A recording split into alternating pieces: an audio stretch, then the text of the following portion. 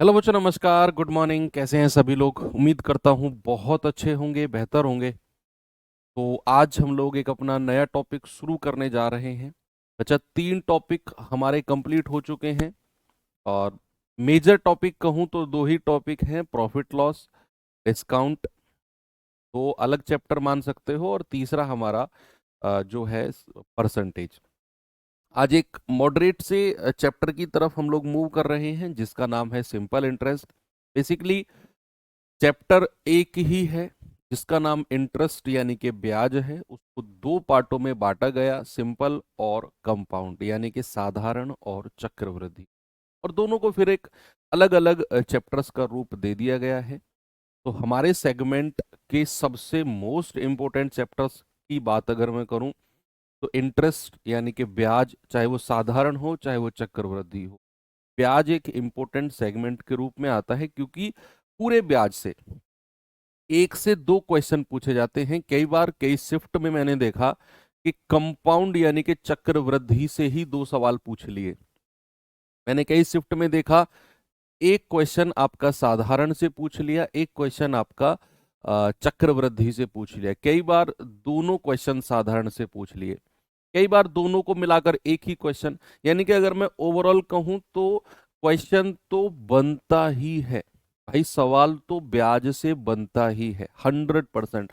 ऐसा कोई भी शिफ्ट नहीं है जहां पर ब्याज से सवाल ना बना हो। कई बार कंपाउंड से नहीं देगा, सिंपल से देगा, लेकिन क्वेश्चन जरूर देगा। और जब किसी चीज को लेकर हम 100% श्योर है तो क्यों ना फिर हम उसे पढ़ ही लें अच्छे से। तो एक क्वेश्चन तो हमारा 100% पक्का हो जाए कि सवाल कहीं से भी कैसा भी बने हम उसे कर लेंगे।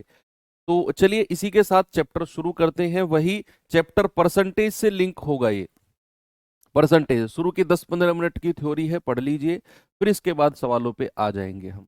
भाई अगर मैं बात करूं ब्याज की, पूरे ब्याज की, यानी कि इंग्लिश में जिसको क्या कहते हैं, इंटरेस्ट। क्या होता है ब्याज, कोई बताएगा मुझे? भाई मान लो मैं किसी को पैसा उधार दे रहा हूं या मैं किसी से पैसा उधार ले रहा हूं। मैंने बोला मुझे जरूरत है 50,000 रुपए की, तो मैं तुम्हारे पास आया कि यार 50,000 रुपए की जरूरत है, इमरजेंसी है, आप मुझे दे दो। तो आपने मुझे 50,000 रुपए दिए, तो लेकिन आपके दिमाग में आया कि यार मैं 50,000 रुपए दे रहा हूँ, फ्री में थोड़ी दे रहा हूं मैं, मुझे क्या मिलेगा, मेरा क्या फायदा। तो मैं आपसे कहूंगा ठीक है, जब मैं इन 50,000 को लौटाने आऊंगा ना तुम्हें, तो मैं 5,000 रुपए और रख के तुम्हें दे दूंगा इनके ऊपर। तो जो 5,000 रुपए और मैंने उनके ऊपर रख के दिए हैं ना, वो होगा तुम्हारा ब्याज। तुम्हारे जो पैसे थे 50,000, उनके ऊपर ब्याज होगा जो 5,000 मैंने रख के दिए हैं। अब जो ऊपर से पैसा रखा जाता है मूलधन के, उसको कितने तरीके से कैलकुलेट किया जाता है, किस किस रूप में कैलकुलेट किया जाता है, बहुत सारी चीजें हैं। तो भैया ब्याज होता है मूलधन के ऊपर मिलने वाला अलग से पैसा। तो यहां पर ब्याज को 2 रूप में बांटा गया। आपको डेफिनेशन पे नहीं जाना, बस जस्ट अंडरस्टैंड करना।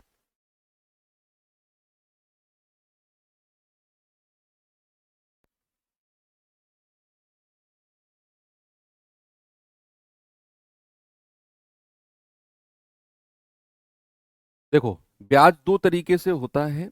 एक तो होता है आपका सिंपल यानी कि साधारण, जिसको क्या कहते हैं, साधारण ब्याज।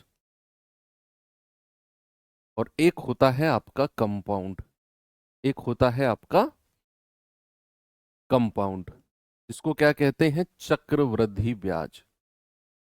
चक्रवृद्धि ब्याज। तो 2 तरीके से ब्याज की कैलकुलेशन होती है। एक होती है सिंपल तरीके से, एक होती है कंपाउंड तरीके से।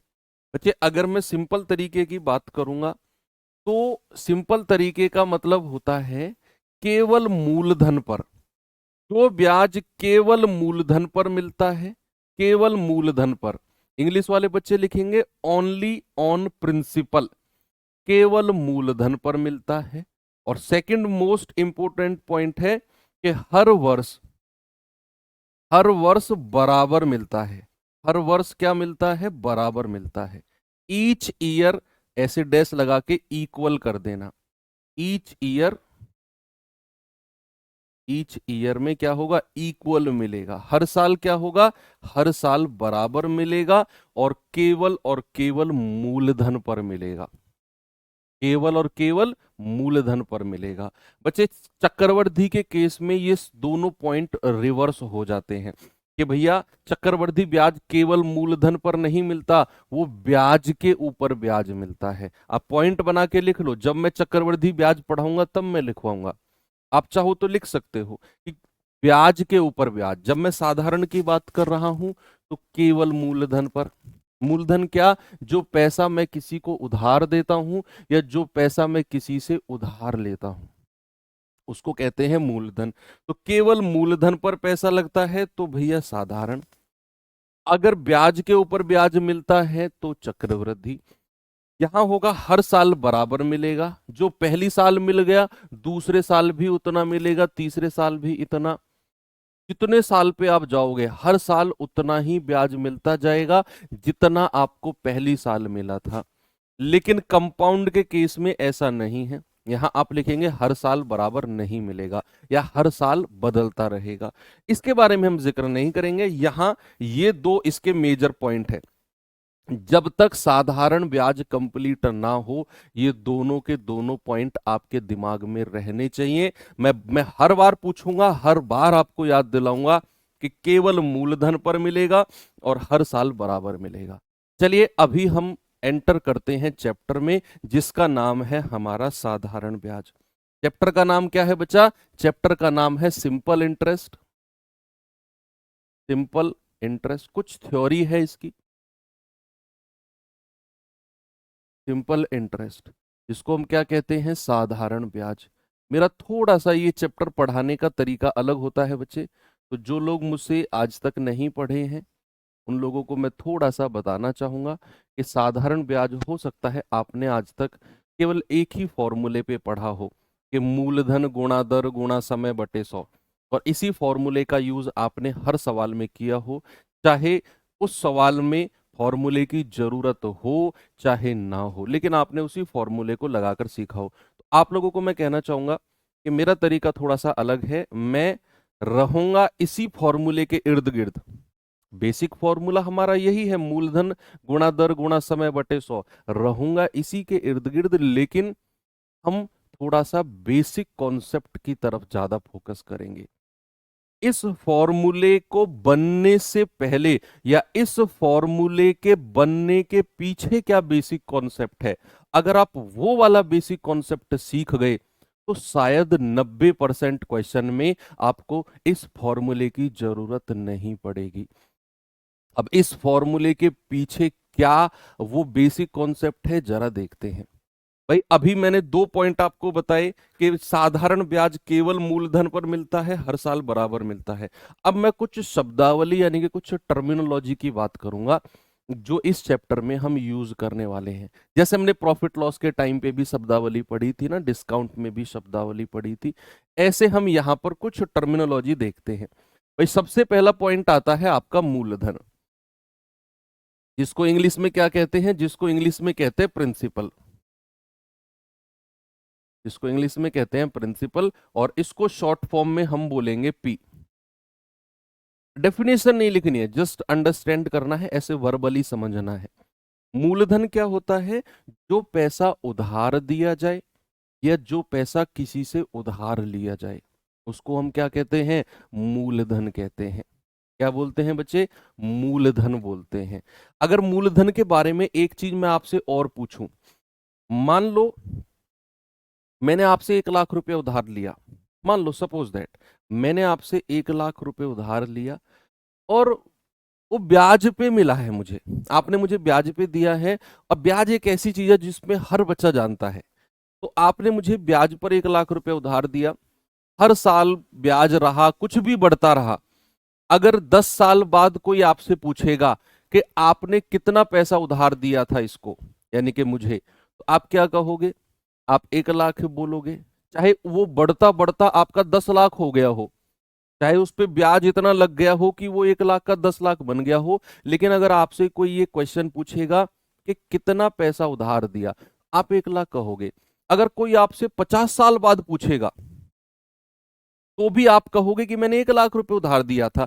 इसका मतलब है कि जो मूलधन है, जो प्रिंसिपल है, वो कभी भी चेंज नहीं होता है। मूलधन जो एक बार आपने दे दिया वो हमेशा उतना ही रहेगा। चेंज होगा तो क्या, अगर आपका 1 लाख रुपया बढ़ते बढ़ते 2 लाख, 3 लाख, 4 लाख, 5 लाख, 10 लाख, 50 लाख हो गया समय के साथ, तो वो जो पैसा बढ़ा है वो बढ़ा हुआ पैसा मूलधन नहीं है, वो बढ़ा हुआ पैसा ब्याज का है। तो एक पॉइंट आपको यहां से मिल गया कि मूलधन कभी भी चेंज नहीं होता है, चाहे मैं साधारण ब्याज की बात करूं, चाहे मैं चक्रवृद्धि ब्याज की बात करूं, प्रिंसिपल कभी भी नहीं बदलता है।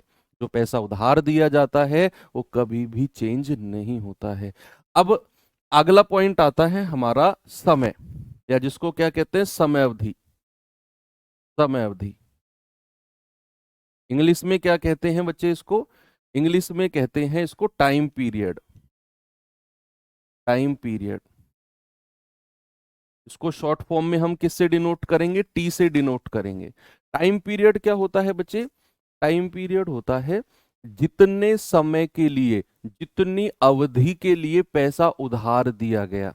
मान लो मैं आपसे 1 लाख रुपए उधार लेने आया और आपने मुझे वो 2 साल के लिए उधार दिया। आपने कंडीशन रख दी कि 2 साल बाद मुझे सारा पैसा वापस चाहिए। आपने कंडीशन रख दी कि मुझे 5 साल बाद वापस चाहिए पैसा। आपने कंडीशन रख दी मुझे 10 साल बाद वापस चाहिए पैसा। तो जो एक टाइम लिमिट आपने रख दी ना, वो होती है आपकी समय अवधि। यानी कि जितने समय के लिए, जितनी अवधि के लिए, जितने पीरियड के लिए पैसा दिया जाए उधार, उसको कहते हैं बच्चे समय अवधि। तीसरे नंबर पे आता है आपका ब्याज की दर। क्या आता है मेरे भाई? सबसे इंपॉर्टेंट पॉइंट यही है, ब्याज की दर सबसे ज्यादा इंपॉर्टेंट, जिसको इंग्लिश में क्या कहते हैं? Rate of interest. Rate of interest, rate of interest, इसको हम शॉर्ट फॉर्म में बोलेंगे आर। और मोस्ट इंपोर्टेंट, मैं कह रहा हूं पूरा निचोड़ इसी में है। इसे अगर आप समझ गए रेट ऑफ इंटरेस्ट को, तो फिर पूरे चैप्टर में मात्र औपचारिकताएं बचेंगी।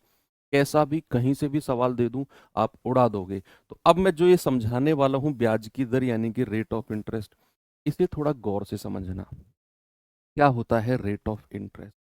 बच्चे मैं लिखूंगा इसके बारे में थोड़ा सा, तो मैं लिखने वाला हूं मूलधन पर, मूलधन पर, मूलधन पर मिलने वाला, मिलने वाला, मिलने वाला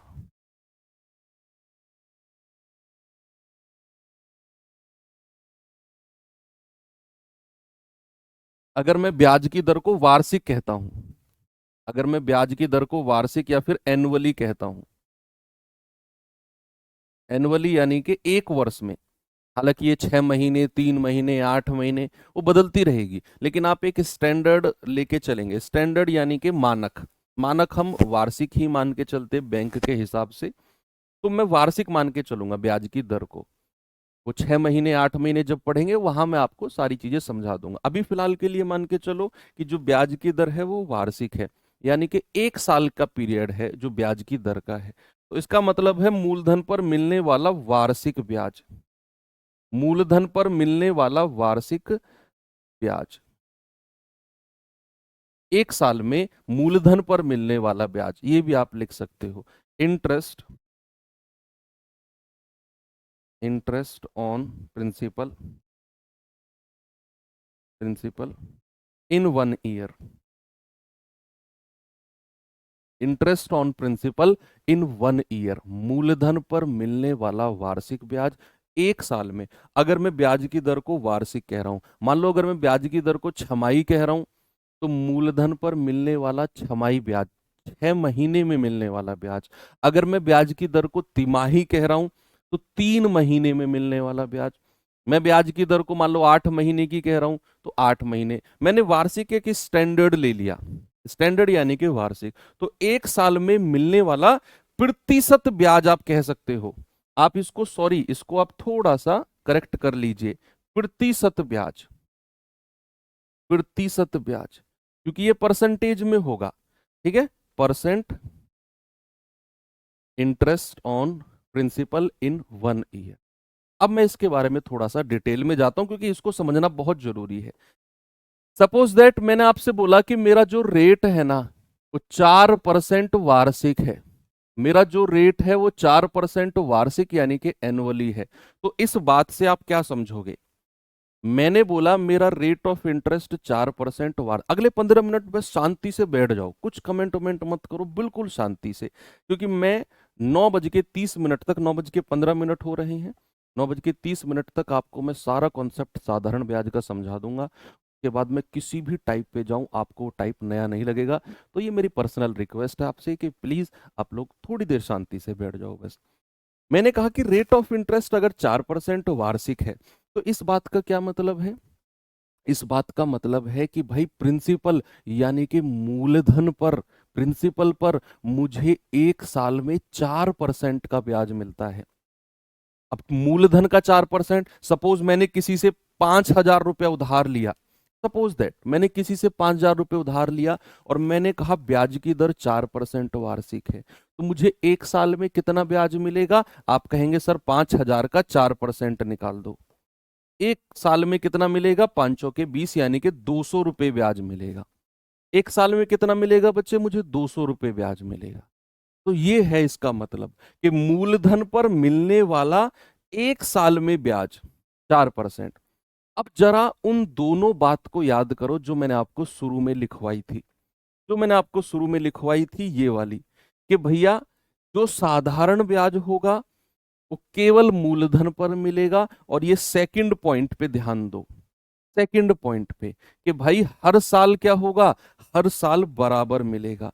अगर मैंने आपसे बोला कि रेट ऑफ इंटरेस्ट 4% वार्षिक यानी कि एनुअली है, तो 1 साल में कितना मिलेगा ये ब्याज जरा मुझे बताना। 1 साल में आप कहेंगे सर 1 साल में 4% रहेगा। अगर मैं कहूं बच्चे 2 साल में कितना मिलेगा, 2 साल में, तो आप कहेंगे सर 1 साल में 4%, 2 साल में 2 × 4% यानी कि 8% मिलेगा। मैंने कहा वाह, क्योंकि हर साल 4%, 4% रहेगा ये, तो 1 साल में 4%, 2 साल में 8%। अगर मैं बच्चे आपसे पूछूं जरा मुझे बताना 5 साल में कितना मिलेगा, 5 साल में, आप कहेंगे सर 1 साल में अगर 4% है ना, क्योंकि वार्षिक है, तो 5 साल में कितना हो जाएगा, 5 × 4%। सर 5 साल में हो जाएगा 20% ब्याज, 5 साल में कितना हो जाएगा, 20% ब्याज हो जाएगा।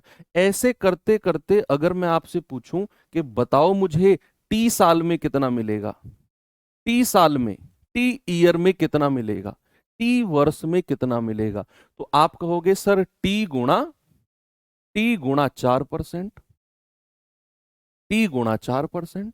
टी की वैल्यू कुछ भी हो सकती है भाई, 1 2 3 4 5 6, 2.5, 3.5, 10.5, कुछ भी हो सकती है टी की। मैंने बोला टी वर्ष में कितना हो जाएगा, टी×4%।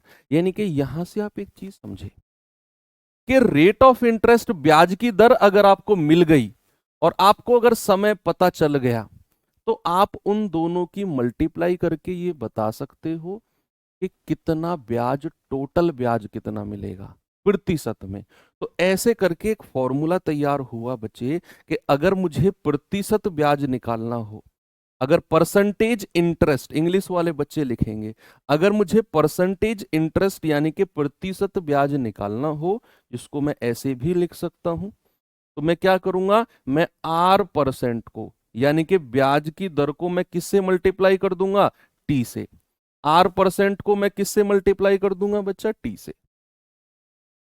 क्या बात यहां तक आपको समझ में आ गई कि अगर मुझे R% दिया हो और मुझे समय दिया हो, मैं उन दोनों की मल्टीप्लाई करके ये बता सकता हूं कि टोटल ब्याज परसेंट में कितना मिलेगा, टोटल ब्याज परसेंट में कितना मिलेगा। अब मैं फिर से आगे लिखता हूं इसको कि प्रतिशत ब्याज यानी कि परसेंटेज ब्याज कितना है मेरा, ये है मेरा R% गुणा टी। अब जो ये मैंने प्रतिशत ब्याज निकाला है, ये किसका, ये किसका है ये। अब मान लो अगर मैंने कहा कि ये प्रतिशत ब्याज मेरा सपोज दैट 60% आ गया, तो ये 60% किसका, ये 60% किसका? आप कहेंगे सर मूलधन का।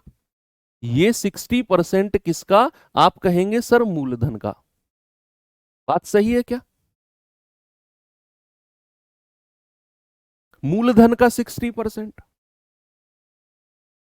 तो अगर ये टोटल प्रतिशत ब्याज है are percent multiply by T, तो ये किसका है? मूलधन का। तो अगर मैं इसको और थोड़ा आगे पूछूं कि टोटल ब्याज कितना हो गया, टोटल ब्याज, तो आप कहेंगे सर मूलधन का। मूलधन का आर परसेंट गुणा टी। मूलधन का आर परसेंट गुणा टी। ये तो हमने प्रतिशत ब्याज निकाला और ये है हमारे पास मूलधन। तो मूलधन का आर परसेंट गुणा टी, और यहां से अगर मैं परसेंट का साइन हटाता हूं बच्चे, तो मुझे क्या मिलता है? साधारण ब्याज बराबर मूलधन गुणा दर। परसेंट का मतलब क्या होता है? बटे 100। परसेंट को हटाओगे बटे 100। क्या आपका ये वही फॉर्मूला बन गया जिसे आज तक आप पढ़ते आए हो? जिसे आज तक आप पढ़ते आए हो, क्या आपका ये वही फॉर्मूला तैयार मिल गया आपको? और यही मैं आपको थोड़ी देर पहले शुरू में समझा रहा था कि इस फॉर्मूले के पीछे की थ्योरी, इस फॉर्मूले के पीछे की थ्योरी अगर आप समझ गए, पीछे की थ्योरी कौन सी भैया? ये वाली। बहुत बड़ी थ्योरी नहीं है पीछे की, बस ये थ्योरी है कि ये अगर आप समझ गए कि एक साल में अगर 4% ब्याज है, तो भैया टी साल में टी गुणा 4%, यानी कि टोटल ओवरऑल प्रतिशत ब्याज की अगर मैं बात करता हूं, तो रेट परसेंट को टाइम से गुणा कर दो, उतना परसेंट ब्याज आपको मिल जाएगा। मैंने आपको शुरू में बोला था कि मैं इसी फॉर्मूले के इर्द गिर्द घूमता रहूंगा, और मुझे जहां तक जरूरत नहीं लगेगी इस फॉर्मूले की, मैं सवालों में यूज नहीं करूंगा। और आप देखना, जब मैं आपको सवाल करा रहा हूंगा ना, और आप अगर मेरे तरीके से करोगे, मेरे तरीके से यानी कि इस बेसिक थ्योरी के ऊपर करोगे, फॉर्मूले पे नहीं जाओगे, तो आप बड़े बड़े सवालों को बिना एक्स वाई जेड माने उड़ा दोगे, कम से कम समय में और कम से कम कैलकुलेशन के साथ। ठीक है, जहां जरूरत होगी हम वहां यूज करेंगे इस फॉर्मूले को। जहां हमें ब्याज की दर नहीं दी होगी, जिस भी क्वेश्चन में उसने ब्याज की दर रेट ऑफ इंटरेस्ट दे दिया, मैं कोशिश करूंगा कि इस फॉर्मूले का यूज ना करूं, क्योंकि मुझे एक साल का ब्याज मिल जाएगा, ब्याज की दर दे दी तो फिर जितना साल देगा निकाल लूंगा। लेकिन अगर वो ब्याज की दर ही नहीं देगा, तो फिर मुझे ये फॉर्मूला यूज करना पड़ेगा, भाई मूलधन गुणा दर गुणा समय बटे 100। देखेंगे, ऐसा नहीं है कि मेरी इस फॉर्मूले से दुश्मनी है, मैं कोशिश करूंगा कि कम से कम इसका यूज करूं, बेसिक कॉन्सेप्ट से अपना ज्यादा हम जाएं। ठीक है, इतनी बात समझ में आ गई। चलिए और छोटी छोटी चीजें और समझो, एक दो। ये फॉर्मूला आपका क्रिस्टल क्लियर हो गया। बच्चे और चीज समझो कि जो मेरा मूलधन होगा, जो प्रिंसिपल होगा, वो हमेशा 100% होगा। मूलधन की बात जब भी मैं करूंगा बच्चे, तो याद रखना हमेशा 100% की मैं बात करूंगा। मूलधन ऑलवेज 100% होगा। अब एक वर्ड आता है, एक वर्ड आता है जिसका आपने नाम सुना होगा, अमाउंट। अमाउंट, और जिसको हिंदी में क्या कहते हैं? जिसको हिंदी में कहते हैं मिश्र धन। जिसको हिंदी में क्या कहते हैं? मिश्र धन। और शॉर्ट फॉर्म में इसको बोलेंगे ए। इसका मतलब क्या होता है? मिश्र धन का मतलब क्या होता है बच्चे? मिश्र धन का मतलब है कि मैंने आपसे 50,000 रुपए उधार लिए, और सपोज मैंने आपसे 50,000 रुपए उधार लिए, और वो 2 साल या 3 साल बाद 10,000 रुपया ब्याज बन गया उन 50,000 के ऊपर। तो जब आप मुझसे उन पैसों को वापस लेने आओगे, तो आप कितने पैसे की डिमांड करोगे? क्या आप 50,000 रुपये लेकर मान जाओगे, या जो 10,000 रुपया ऊपर का है उससे बात बन जाएगी क्या? नहीं, 50,000 भी चाहिए, और जो ऊपर का 10,000 रुपया बना है वो भी चाहिए। आप मेरे पास आए, आपने कहा 50,000 तो मैंने आपको दिया है, उसके ऊपर जो ब्याज बना 2 साल 3 साल में, वो भी दो, सारा पैसा दो। तो सारा पैसा मतलब यानी कि आप मुझसे मिश्र धन लेके जा रहे हो। आप मुझसे अपना पैसा तो लेके जा रहे हो, आपका जो ब्याज बना वो भी आप लेके जा रहे हो। तो बच्चे कभी भी अगर मिश्र धन की बात होगी, याद रखना वो प्रिंसिपल यानी कि मूलधन प्लस ब्याज, मूलधन प्लस ब्याज, यानी कि प्रिंसिपल प्लस इंटरेस्ट। इन दोनों को अगर आप जोड़ दोगे तो आप कहोगे कि सर ये अमाउंट बन गया। मूलधन प्लस ब्याज अगर आप जोड़ देते हैं बच्चे तो आपको क्या मिलता है, आपको मिश्र धन यानी कि अमाउंट मिल जाएगा। ठीक है। और सपोज अगर मैंने आपसे बोला कि मेरे पास रेट ऑफ इंटरेस्ट, ये एग्जांपल कोने में करा रहा हूं मैं, मेरे पास ब्याज की दर 5% है, मेरे पास समय जो है वो 3 वर्ष है, तो मैं आपसे पूछता हूं अमाउंट कितने परसेंट हो जाएगा। आप जस्ट मुझे परसेंट में ही बता दो अमाउंट कितने परसेंट हो जाएगा। बच्चे मैं उम्मीद कर रहा हूं कि आप मुझे सही बताओगे। अगर मैंने कहा ब्याज की दर 5% एनुअली, स्टैंडर्ड मान के चलो, जब तक कि मैं लिखूं ना कि छमाही है तिमाही है, तब तक अगर मैंने केवल 5% लिख दिया, समझ जाओ ये वार्षिक की बात कर रहे हैं सर। मैंने कहा रेट 5% है, समय 3 साल है, ब्याज कितने परसेंट होगा, सॉरी अमाउंट कितने परसेंट होगा। तो सबसे पहले आप मुझे एक बात बताओ, ब्याज कितना हो जाएगा परसेंट में। परसेंट ब्याज कितना है बच्चा, परसेंट ब्याज का मतलब है रेट परसेंट को समय से गुणा कर दो। तो आप कहेंगे कि सर अगर 5% 1 साल का है तो 3 साल का कितना हो जाएगा, ये तो सर आप बता चुके हो। तो अगर मैं ब्याज को आपसे पूछता हूं तो आप कहोगे सर 5% की 3 में गुणा कर दो। सर ब्याज तो 15% हो गया। ब्याज कितना हो गया, ब्याज 15% हो गया टोटल। और अभी अभी हमने देखा कि मूलधन अपने आप में कितना होता है, 100%। मूलधन कितना होता है, 100%। और अगर मैं अमाउंट की बात कर रहा हूं तो मूलधन प्लस ब्याज, तो मूलधन कितना है 100% और ब्याज कितना मिला है 15%, तो टोटल अमाउंट कितना हो गया, 115% हो गया। किसी को कोई समस्या है, सबने बता दिया अमाउंट कितना हो गया 115%। एक और एग्जांपल मैं आपसे पूछता हूं, वन मोर एग्जांपल। अगर मैंने कहा किसी मूलधन का अमाउंट 130% है और समय जो है वो 6 ईयर है, तो ब्याज की दर बताना जरा कितनी हो जाएगी। देखते हैं कौन इसका जवाब मुझे बताता है। मैंने कहा किसी भी मूलधन का किसी भी पैसे का अमाउंट 130% है, समय 6 साल है, बता दो मुझे रेट ऑफ इंटरेस्ट कितना हो जाएगा। क्या बता सकते हो? मैं कह रहा हूं आपने अभी तक कहीं और से जैसे भी पढ़ा हो सकता है इसी तरीके से पढ़ो। मैं ये नहीं कह रहा हूं मैं दुनिया का सबसे अलग तरीका पढ़ा रहा हूं, लेकिन अगर आपने इससे अलग तरीके से पढ़ा हो तो आपको थोड़ी सी प्रॉब्लम आ सकती है, तो प्लीज थोड़ा दिमाग खोल के पढ़ें। आपको मैं यहाँ बेसिक नॉलेज देने वाला हूँ। आपको फील आएगी, हर सवाल में फील आएगी कि हाँ यार, तो प्रैक्टिकली मैं सोच सकता हूँ सवाल को। भाई अमाउंट 130% को पहले दो हिस्सों में तोड़ लो। 130% को क्या मैं अलग कर सकता हूँ 100% का मूलधन। भाई 100% का मूलधन तो अलग कर लो, और ब्याज कितना बचा है 30% का ब्याज। 30% का ब्याज। अब जो ये 30% है, ये दो चीजों को मल्टीप्लाई करके बना होगा। जो 30% का ब्याज है, ये दो चीजों को मल्टीप्लाई करके बना होगा। किस किस को, रेट ऑफ इंटरेस्ट और टाइम को। मुझे समय दे दिया 6 साल, मुझे समय दे दिया 6 साल। अब मैं 6 को किस संख्या से मल्टीप्लाई करूं कि मुझे 30% मिल जाए।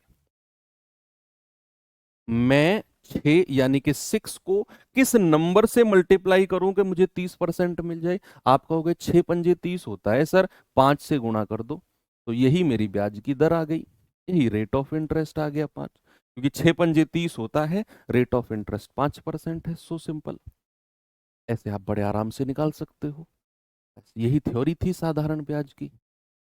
9:30 तक का टाइम लिया था, 9:29 पे थ्योरी खत्म कर दी मैंने। इतनी थ्योरी अगर आपने पढ़ ली और ये आपको समझ में आ गई, एक बार मुझे थम्स अप करके बता दो, ताकि मैं आगे कॉन्फिडेंटली अपना एक स्टेटमेंट बोल सकूं कि आप साधारण ब्याज का 80% सीख चुके हो केवल आधे घंटे में। 20% केवल आपको क्वेश्चंस को देखकर कैसे उनको सॉल्व करना है ये सीखना है। बाकी थ्योरी 80% आप साधारण ब्याज सीख चुके हो। आपको लग रहा होगा कि ओ सर ये तो बड़ा आसान था जो आपने समझाया। हाँ भाई, यही है, जो भी कुछ है साधारण ब्याज में यही है। एक सवाल आपने पक्का कर लिया अपना। अब सवाल देखना आप, अब सवाल देखना, मैं टाइप 1 से शुरू करूंगा और मैं लास्ट टाइप तक भी जाऊंगा ना, आपको कुछ नया नहीं लगेगा। सब कुछ इसी आधे घंटे की थ्योरी में है जो मैंने आपको पढ़ाया। हाँ, मैं इतना बोलूंगा कि जो कंपाउंड इंटरेस्ट है, जो चक्रवृद्धि ब्याज है, उसमें थ्योरी थोड़ी एक्स्ट्रा है। उसमें एक क्लास तो कंप्लीट मुझे थ्योरी के लिए चाहिए, 1-1.25 घंटे की क्लास लगेगी। जब हम कंपाउंड इंटरेस्ट चक्रवृद्धि ब्याज शुरू करेंगे तो एक कंप्लीट क्लास मुझे, पूरी थ्योरी, उसमें कोई सवाल नहीं होगा। एक पूरी क्लास थ्योरी की लेंगे, उसके बाद 3 क्लास में हम क्वेश्चन करेंगे, तो टोटल 4 क्लास का टारगेट है मेरा कंपाउंड इंटरेस्ट का। आप बताइए जल्दी से इसका जवाब।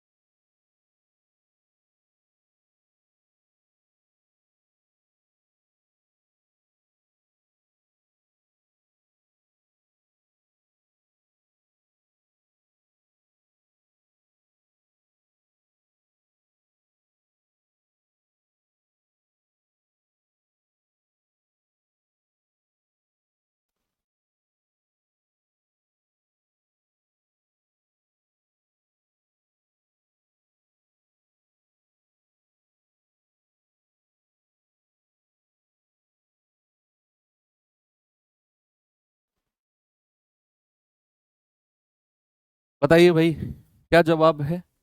ए, अरे वेरी गुड।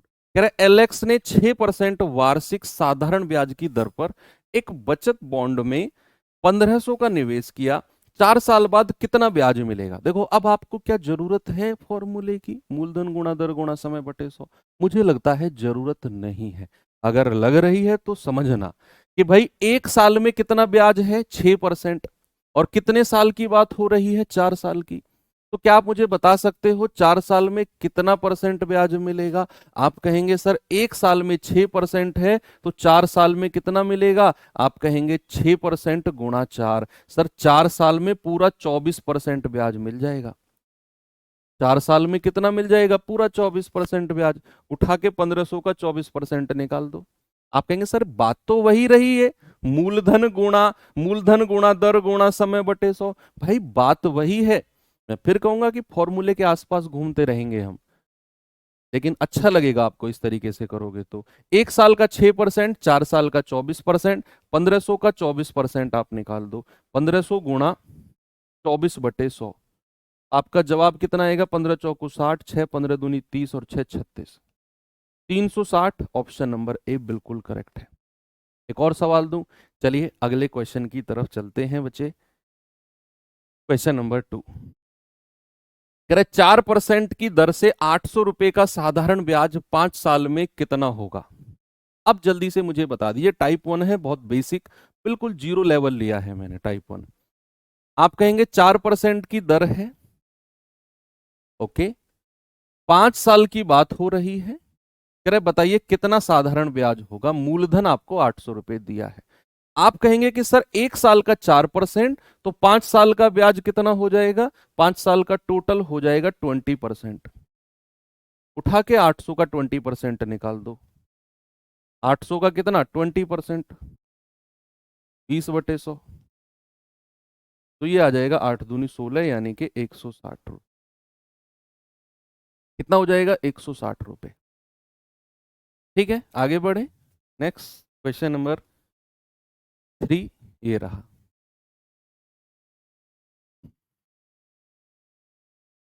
आगे बढ़ते हैं। सवाल है, यदि 4 साल के लिए 10% की दर से साधारण ब्याज 800 रुपए है, तो मूलधन क्या होगा? इस क्वेश्चन में आपसे मूलधन पूछ लिया, और मूलधन कितने परसेंट होता है अपने आप में? भाई साहब आप बताओ, ग्रीन जर्सी, आप बताइए। बहुत देर से चुप बैठे हो, आप दिख रहे हो मुझे, ग्रीन जर्सी आपसे कह रहा हूँ, सीधे होके बैठो। कितना होता है मूलधन? 100% होता है ना? तो बोलते क्यों नहीं हो फिर? 4 साल में 10% के हिसाब से साधारण ब्याज 800 रुपए है। भाई रेट अगर समय अगर 4 साल है, रेट अगर 10% है, तो 4 साल का ब्याज कितना हो जाएगा? आप कहेंगे 4 गुणा 10%, सर 40% ब्याज हो जाएगा। और इसी 40% की वैल्यू किसके बराबर है? इसी 40% की वैल्यू 800 रुपए के बराबर है। इसी 40% की वैल्यू किसके बराबर है? 800 रुपए के बराबर। तो जरा मुझे बताना, 1% की वैल्यू कितनी हो जाएगी? 800/40। 1% की वैल्यू कितनी हो जाएगी? 20। तो 100% की वैल्यू कितनी हो जाएगी? 100% की वैल्यू हो जाएगी 20 गुणा 100। यानी कि आपका जवाब आ गया 2000 रुपए। और यही 100% को हम क्या कहते हैं बच्चे? इसी 100% को हम मूलधन कहते हैं। जरूरत पड़ी फॉर्मूले की? नहीं पड़ी होगी, बिल्कुल भी नहीं पड़ी होगी। इस पे आ जाओ, क्या जवाब होगा बताइए। सवाल है, यदि 8% साधारण ब्याज की दर पर 3000 की राशि 3600 हो जाए तो कितना समय लगेगा? 3600 हो जाए,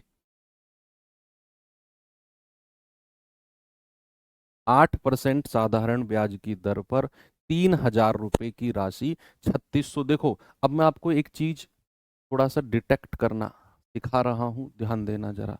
किसी इंग्लिश में तो कोई दिक्कत नहीं है, किसी भी संख्या से पहले अगर ये लिखा हो अमाउंट्स टू, तो समझ जाओ वो बात मिश्र धन की कर रहा है, अमाउंट की कर रहा है। इंग्लिश में समझने में कोई दिक्कत नहीं है, वो लिखा होगा अमाउंट्स टू यानी कि मिश्र धन। और हिंदी में अगर किसी भी संख्या से आगे ये लिखा हो जाती है, कोई धनराशि 3600 हो जाए या 3600 हो जाती है, कोई धनराशि 15,000 हो जाती है, ये वर्ड चाहे साधारण ब्याज की बात करूं चाहे कंपाउंड इंटरेस्ट की बात करूं, किसी भी नंबर के आगे अगर ये लिखा हो ना, हो जाती है, समझ जाना वो मिश्रधन है, वो अमाउंट है। अक्सर बच्चे ये पता ही नहीं कर पाते हैं कि कैसे पता करें कि ये मिश्रधन है। उनका ये जवाब है कि किसी भी पैसे से, किसी भी संख्या से आगे अगर ये वर्ड लिखा हो कि कोई धनराशि इतना हो जाती है, यानी कि वो मिश्रधन दिया हुआ है। इंग्लिश में तो अमाउंट्स टू कहेगा या बिकम्स कहेगा कि एन अमाउंट बिकम्स इतना, बिकम्स का मतलब भी मिश्रधन ही है। अब कह रहा 3000 रुपए की राशि है वो 3600 हो जाती है, यानी कि मेरा जो मूलधन था, जो प्रिंसिपल था, वो 3000 रुपए था, और 3600 क्या हो गया? 3600 हो गया अमाउंट। अब मैं इसे दो तरीके से करूंगा। एक तो मैं फॉर्मूले का यूज करूंगा, क्योंकि मुझे यहां पर समय नहीं दिया हुआ, ब्याज की दर दी हुई है लेकिन समय नहीं दिया हुआ। तो मैं सीधा पहले ब्याज बताऊंगा। साधारण ब्याज कितना है? साधारण ब्याज है 3600 में से 3000 माइनस कर दो। भाई 3600 में से 3000 माइनस करूंगा तो मुझे पता चलेगा 600 रुपए का ब्याज है। 600 रुपए का क्या है? 600 रुपए का ब्याज है, क्योंकि मैंने 3000 रुपए किसी को दिए और मुझे 3600 रुपए वापस मिले, तो यानी कि उसमें 600 रुपए का ब्याज रहा होगा। अब या तो आप इस पे, एक तो तरीका है फॉर्मूला लगा दो कि साधारण ब्याज बराबर मूलधन गुणा दर गुणा समय बटे 100। तो मूलधन कितना है मेरा? 3000। रेट कितना है? 8%। समय मुझे चाहिए बटे 100, और बराबर साधारण ब्याज कितना आया है? 600 रुपए। तो यहां से कैलकुलेट करके आप टाइम निकाल लो। यहां से कैलकुलेट करके क्या करो? टाइम निकाल लो। आप 2 जीरो से 2 जीरो उड़ा दो, कोई समस्या नहीं है। 30 से जाएगा 20 बार, है ना भाई? 1 जीरो से 1 जीरो गया, और 3 से काटेंगे 60 को 20 बार जाएगा। अब 8 से डिवाइड कर दो, टाइम आ गया 20/8। तो 4 दूनी 8, 4 पंजे 20, 5/2 यानी कि 2.5 साल। तो टाइम कितना आ गया बच्चे? टाइम आ गया 2.5 साल। एक तो हो गया तरीका ये। आप कहेंगे सर उसी तरीके से बताओ, मजा आ रहा था उसी तरीके में। तो उस तरीके से कैसे करें? थोड़ा सा आंख और कान दोनों खोल के बैठना। मूलधन कितना है 3,000 रुपए, मिश्र धन कितना हो गया 3,600। अगर मैं ब्याज पूछूंगा तो टोटल ब्याज है 600 रुपए का। अगर मैं आपसे पूछूं इस ब्याज को प्रतिशत के रूप में बताओ, ये 600 रुपए तो आपने रुपए में आ गया, अगर मैं कहूंगा परसेंटेज में कितना होगा ये ब्याज, तो आप कहोगे सर परसेंटेज में अगर इस ब्याज को बदलना होगा ना, तो कितना ब्याज है 600 रुपए का डिवाइडेड बाई मूलधन, प्रिंसिपल कितना है। ये 600 रुपए का ब्याज जो है ये मूलधन पर मिला होगा, जो कि मेरा मूलधन 3,000 रुपए है, तो 600 बटे 3,000 और मल्टीप्लाई बाई 100। 2 जीरो से 2 जीरो गया, 1 जीरो से 1 जीरो गया, 3 से जाएगा 20 बार, यानी कि मेरा जो प्रतिशत ब्याज है बच्चे वो 20% आ गया। मैंने क्या बोला कि भैया ये 600 रुपए का ब्याज है, मूलधन 3,000 पर मिला, तो 600 बटे 3,000 गुणा 100, 20% ब्याज है। अब मुझे पता है जो प्रतिशत ब्याज होता है वो ब्याज की दर गुणा समय होता है, बराबर 20% प्रतिशत ब्याज है, तो समय कितना आ गया 20/8, और वही 20/8 जो हमने सॉल्व किया है 2.5। दूसरा तरीका ये हो गया, आपने इस ब्याज को परसेंट में बदल दिया और फिर आपने प्रतिशत ब्याज होता है ब्याज की दर गुणा समय, दोनों को गुणा करके 20% के बराबर कर दिया, समय आ गया यहां से। दूसरा ये तरीका है, पहला ये तरीका है। ठीक है, चलें आगे, इस सवाल पे आइए जरा जल्दी से। बच्चा मुझे इस सवाल का जवाब बताएंगे, सेम क्वेश्चन है बिल्कुल, क्या जवाब होगा।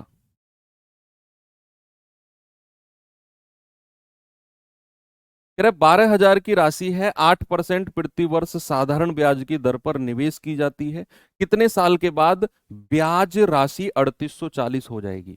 अब ये हो जाएगी से मत समझ जाना कि सर ये अमाउंट दिया हुआ है, ये हो जाएगी किससे पहले भी उसने एक वर्ड यूज किया है ब्याज।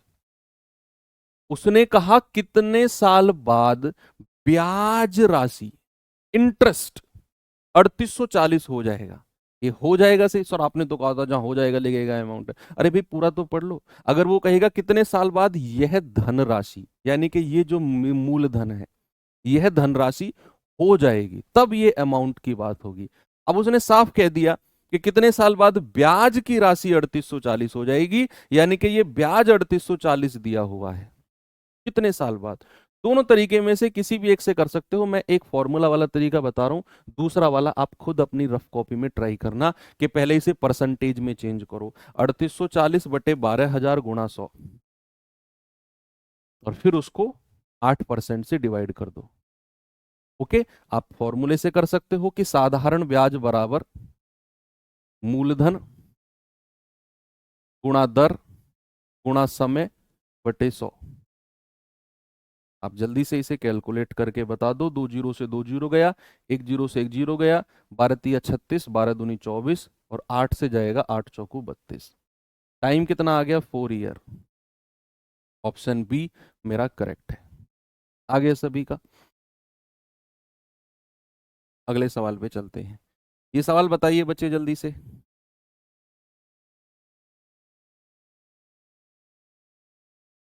कह रहा है रिया 5,000 की धनराशि 10% वार्षिक साधारण ब्याज की दर पर निवेश करती है, वह धनराशि ज्ञात कीजिए जो उसे 3 साल के अंत में प्राप्त होगी। 5,000 रुपए अगर मैं आपको ब्याज पे देता हूं तो 3 साल बाद मुझे कितना मिलेगा। 5,000 तो मेरा मूलधन है ही है, कुछ ब्याज भी रहेगा उसमें, तो मुझे जो मिलेगा 5 साल बाद या 3 साल बाद वो मिश्र धन की बात कर रहा हूं मैं किसकी बात कर रहा हूं, मैं अमाउंट की बात कर रहा हूं। तो इस सवाल में जो वो कह रहा है कि वह धनराशि ज्ञात कीजिए जो 3 साल बाद उसे प्राप्त होगी, यानी कि वो अमाउंट मिश्र धन की बात कर रहा है। अब आप जरा मुझे एक बात बताओ कि भाई 1 साल का ब्याज कितना है 10%, कितने साल की बात कह रहा है 3 साल की, तो 1 साल का अगर 10% ब्याज है बच्चे, तो 3 साल का ब्याज कितना हो जाएगा। केवल ब्याज, केवल ब्याज कितना होगा 3 साल का।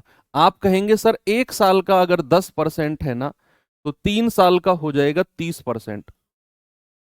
क्योंकि साधारण ब्याज हर साल बराबर लगता है। पहली साल 10%, दूसरे साल 10%, उससे अगले साल भी 10%।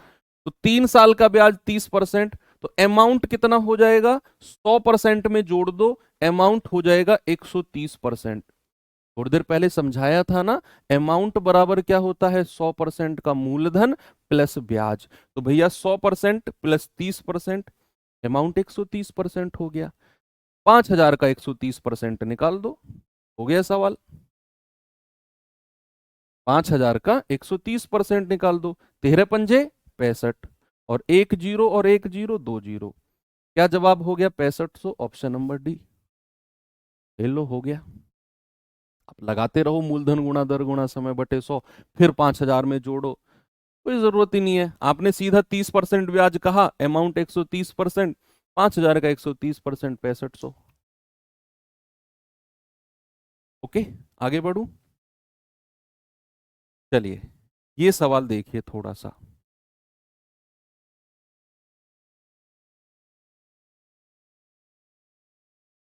सवाल है 48,750 की धनराशि पर 16% वार्षिक दर पर किसी गैर अधिवर्ष नॉन लीप ईयर, देखो रीजनिंग में आप पढ़ेंगे या फिर पढ़ लिया होगा, एक होता है लीप, एक होता है नॉन लीप, एक होता है अधिवर्ष, एक होता है गैर अधिवर्ष। लीप ईयर क्या होता है? लीप ईयर होता है जिसमें फरवरी 28 का नहीं, फरवरी जिसमें 29 का होता है। इसमें फरवरी किसका होता है? 29 का, एक दिन एक्स्ट्रा होता है उसमें। और नॉन लीप क्या होता है? गैर अधिवर्ष क्या होता है? जिसमें फरवरी 28 का होगा और पूरे साल में कितने दिन होंगे? 365। लेकिन जब लीप ईयर की मैं बात करूंगा तो पूरे साल में एक दिन ज्यादा होता है, 366 दिन होते हैं, क्योंकि वहां फरवरी 29 का होता है। तो लीप ईयर में टोटल दिन कितने होते हैं पूरे साल में? 366। और नॉन लीप ईयर में कितने होते हैं? 365। आप पढ़ेंगे, अगर अभी नहीं पढ़ा होगा तो आपने। तो ये बात हो रही है नॉन लीप ईयर की। तो नॉन लीप ईयर में पूरे साल में कितने दिन होते हैं? 365। 365 दिन, क्योंकि यहां फरवरी में केवल 28 दिन होंगे।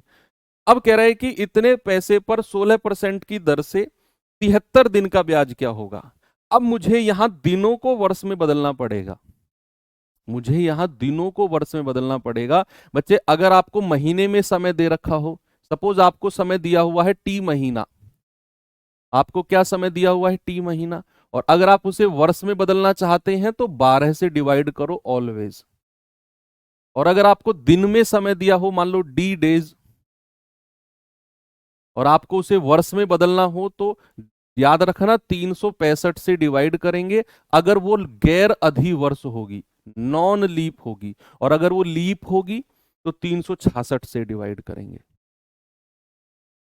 तो यहां पर मेरे पास जो समय है वो 73 डेज है। कितना है? 73 डेज। और 365 दिन है। तो अगर मुझे वर्ष में बदलना हो तो 73/365। बच्चे, एक बात ध्यान रखना, एसएससी की स्पेशल बात बता रहा हूं मैं। जब भी ऐसा क्वेश्चन साधारण ब्याज में देखने को मिला है ना, कि वो दिनों की बात कर रहा है, तो या तो वो 73 दिन पूछेगा, या फिर वो 146, 73 का डबल। क्यों? ऐसा क्यों सर? कुछ स्पेशल है क्या 73 में? हाँ, क्योंकि 73 इस 365 से पूरा पूरा कटता है 1/5 बार। दिनों की संख्या या तो 73 डेज रहेगी, या 73 का डबल 146 दिन रहेंगे, और नीचे 365 रहेगा, पूरा पूरा 1/5 बार कटेगा। ओके, तो बस हो गया सवाल कि भाई मूलधन है, ब्याज पूछा है ना उसने, मूलधन कितना है? 48,750। ब्याज की दर कितनी है? 16%। समय कितना है? 1/5 वर्ष डिवाइड बाई 100। कर लो कैलकुलेट, आपका जवाब आपको मिल जाएगा। बता दो भाई कितना जवाब होगा ये। आप काटा पीटी करेंगे? 25 से जाएगा या 0